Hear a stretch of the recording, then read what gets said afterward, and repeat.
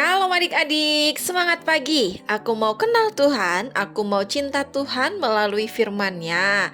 Nah, di pagi hari ini kita mau kembali lagi merenungkan kebenaran firman Tuhan bersama-sama. Tapi sebelumnya mari kita berdoa. Tuhan Yesus, terima kasih di pagi hari ini untuk kesempatan yang indah yang Tuhan berikan bagi kami. Kami boleh lagi merenungkan kebenaran firman-Mu. Kami berdoa kiranya Tuhan menolong kami supaya kami boleh sungguh-sungguh di dalam merenungkan kebenaran firman Tuhan dan juga melakukannya dalam kehidupan kami sepanjang hari ini. Dalam nama Tuhan Yesus Kristus kami sudah berdoa.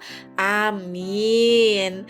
Nah, adik-adik, Lose Ika pada pagi hari ini akan mengajak adik-adik semuanya untuk merenungkan kebenaran firman Tuhan. Lanjutan di dalam kitab 2 Samuel pasal yang ke-12 ayat yang pertama sampai ayat yang ke-25.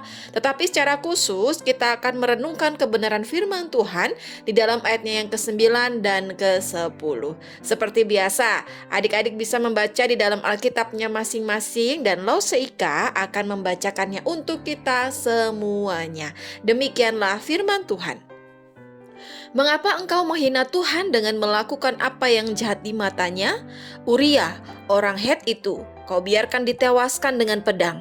Istrinya kau ambil menjadi istrimu, dan dia sendiri telah kau biarkan dibunuh oleh pedang Bani Amon. Oleh sebab itu, pedang tidak akan menyingkir dari keturunanmu sampai selamanya, karena engkau telah menghina aku dan mengambil istri Uria orang Het itu untuk menjadi istrimu.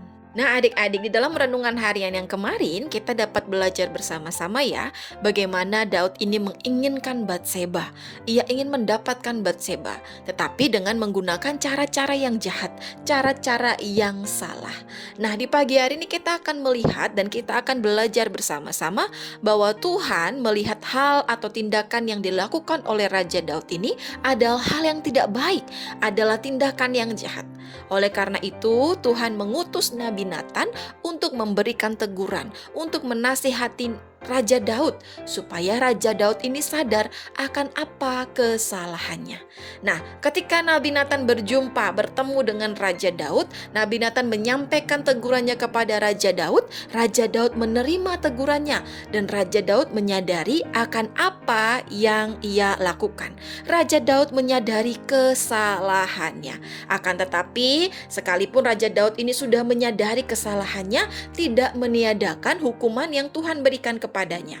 Nah, Tuhan memberikan hukuman kepada Raja Daud atas tindakan yang ia lakukan, yaitu bahwa pedang tidak akan menyingkir dari keturunannya sampai selama-lamanya, bahkan anak yang dilahirkan oleh Batseba nantinya akan mati.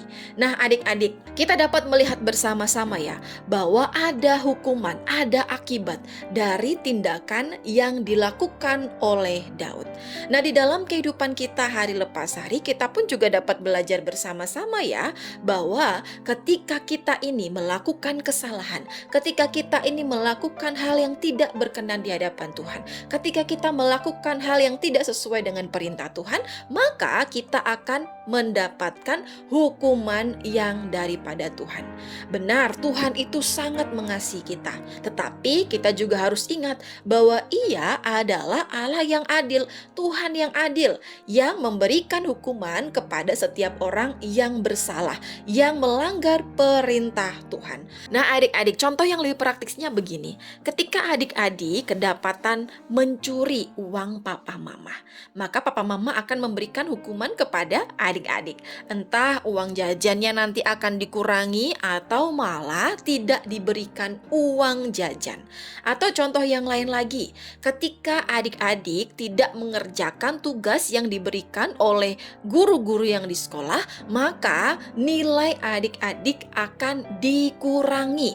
Jadi seandainya harus dapat 100, karena adik-adik tidak mengerjakan, maka adik-adik akan dikurangi nilainya atau bahkan tidak mendapatkan nilai. Nah, adik-adik, itulah akibat, itulah konsekuensi atas apa yang kita lakukan. Adik-adik ingat ya, sekali lagi, Allah itu begitu mengasihi kita, tetapi Allah itu juga adil. Ia akan menghukum kita yang tidak melakukan perintahnya, yang tidak seturut dengan apa yang Ia nyatakan di dalam kehidupan kita. Oleh karena itu, yuk jadi anak-anak yang terus taat kepada Tuhan ya, di dalam kehidupan kita hari lepas hari, bahkan taat kepada Tuhan sejak kita masih kecil. Amin untuk kebenaran firman Tuhan di pagi hari ini. Mari kita berdoa. Tuhan Yesus, terima kasih untuk kebenaran firman Tuhan pada pagi hari ini yang mengingatkan kami untuk kami boleh menjadi anak-anak yang terus taat kepada Tuhan. Untuk kami boleh menjadi anak-anak yang menyadari bahwa ada konsekuensi, ada akibat atas ketidaktaatan kami kepada Tuhan. Kiranya Tuhan menolong kami, kiranya Tuhan memimpin hidup kami, supaya dalam kehidupan kami hari lepas hari, kami terus melakukan apa yang menjadi perintah Tuhan.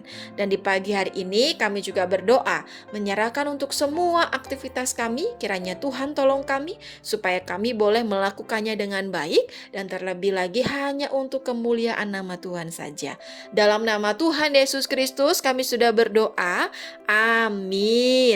Nah adik-adik, sekian dulu renungan firman Tuhan di pagi hari ini ya. Sampai ketemu di dalam renungan-renungan harian selanjutnya. Bye-bye adik-adik.